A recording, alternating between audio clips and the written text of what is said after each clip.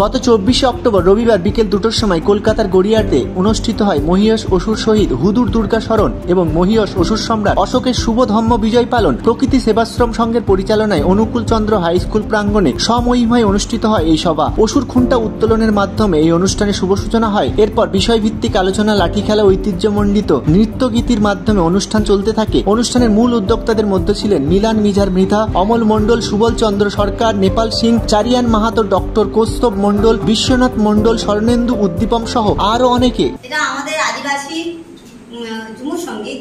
তো আমরা মুন্ডা, ওরাও, মাহালি, বেদিয়া, ভূমিজ, এই যে সব একত্রে যে আদিবাসীরা, সেই আদিবাসীরা একত্র হয়ে এই গানটা নেচেছে।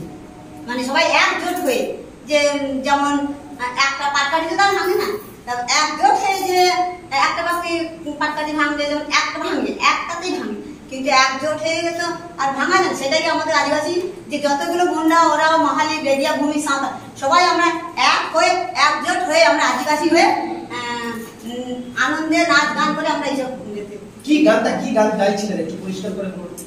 এটা আদিবাসী, যে মুন্ডা, ওরাও, মাহালি, বেদিয়া, ভূমি, সাঁওতাল আওয়া আওয়া হানি সাঁওয়া জাগাবো। মানে আমাদের গ্রামের যে একতা হয়ে আদিবাসী, মুন্ডা, বেদিয়া, ভূমি সবাই এক হয়ে আমাদের সমাজটাকে, মানে সমাজ, আমরা তো সমাজ বলি, কিন্তু সমাজটাকে জাগানোর জন্য এই আদিবাসী যত আছে সবার এক হয়ে আমরা যেন থাকতে পারি।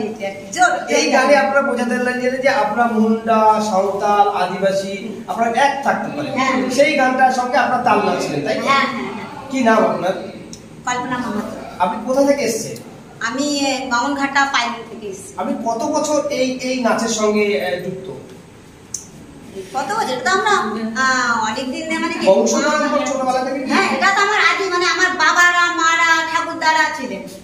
তারপর থেকে আমরা আবার এই আসছি এই নাচের সঙ্গে। এই নাচ আপনারা কোথায় কোথায় করতে গেছেন? আমরা তো আগে ছিলাম সন্দেশখালী, তারপরে এখানে এসে এখানেও করছি, ওখানে মানে সুন্দর। সন্দেশখালী কি আপনার বাড়ি ছিল? ওখানে বাড়ি ছিল। তো আপনারা এখানে চলে এসেছেন? হ্যাঁ, এখানে কাজের সূত্রে এসেছি। এখানে থাকে? হ্যাঁ। তো এখানে ওই সংস্কৃতি আপনাদের আছে? তো আপনারা এই দুর্গাপূজার সময় আপনারা কি করেন? আপনারা তো দুর্গাপূজা করেন না, দুর্গাপূজার সময় কি করেন আপনারা? আমাদের দুর্গাপূজায় আমরা তো আদিবাসী, আমরা আদিবাসী কি করি? আপনাদের কি পূজা হয়? আমাদের প্রকৃতি নিয়ে পূজা হয়। মানে কি বলবো, একটা মাটিটাকে মূর্তি তৈরি করে নিয়ে আমরা বলি যে এটা আমাদের মাতৃভূমি, এই মনে করে আমরা এটাকে পুজো করে আনন্দ করে সেই যে 10টা আদিবাসী, আমরা অনেকগুলো তো আদিবাসী আছি, যতগুলো যেখানে থাকি আমরা, যতগুলো ওখানে আদিবাসী থাকি, সেই আদিবাসীগুলোকে ওই মাটিটাকে তৈরি করে আমরা মনে করি যে আমাদের এটা আদিবাসী, আমরা পূজা আশ্রা করি। এটা সেই দিনে আপনারা কি কি অনুষ্ঠান করেন? এই সময় আমাদের টুসু হয়, তারপরে কি বলবো, অনেক কিছু গান করি। কালী পুজোর সময় ওহিরা করি, বাড়ি বাড়ি গিয়ে সেসব গান টান আলাদা আছে, ওগুলো করি। বিভিন্ন রকম গান? হ্যাঁ, অনেক রকম। তো আপনারা তো জল জঙ্গলে একসময় থাকতেন, এখন এখানে এসে কেমন লাগছে? এখানে ভালো, কিন্তু আগে যেমন বন জঙ্গল ছিল, কিন্তু এখন তো সে বন জঙ্গল নেই। এখন তো সব পরিষ্কার হয়ে গেছে, জঙ্গল কেটে কেটে সব পরিষ্কার হয়ে গেছে।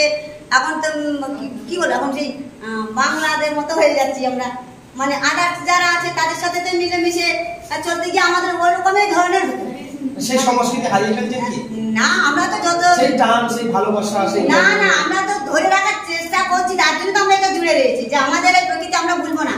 আমরা যাতে সমাজের যে আমাদের সমাজটা আমরা চলবো, আমরা এরকম একটা ধরে রাখবো, আমাদের বাবা, ঠাকুমা, ঠাকুরদারা যেমন চলেছে আমরাও সেভাবে চলবো। এরকমই আমার কল্পনা মাহাতো। আমরা এতক্ষণ কথা বলছিলাম আদিবাসী সম্প্রদায়ের একজন মহিলা কল্পনা মাহাতো। আমরা কথা বলবো যে আরো এখানে যারা নাচছিলেন। কি নাম আপনার? কত বছর এই নাচ নাচছেন, এই ঝুমুর নাচ? 10 বছর। ছোটবেলা থেকে? আপনি পড়াশোনা করেন?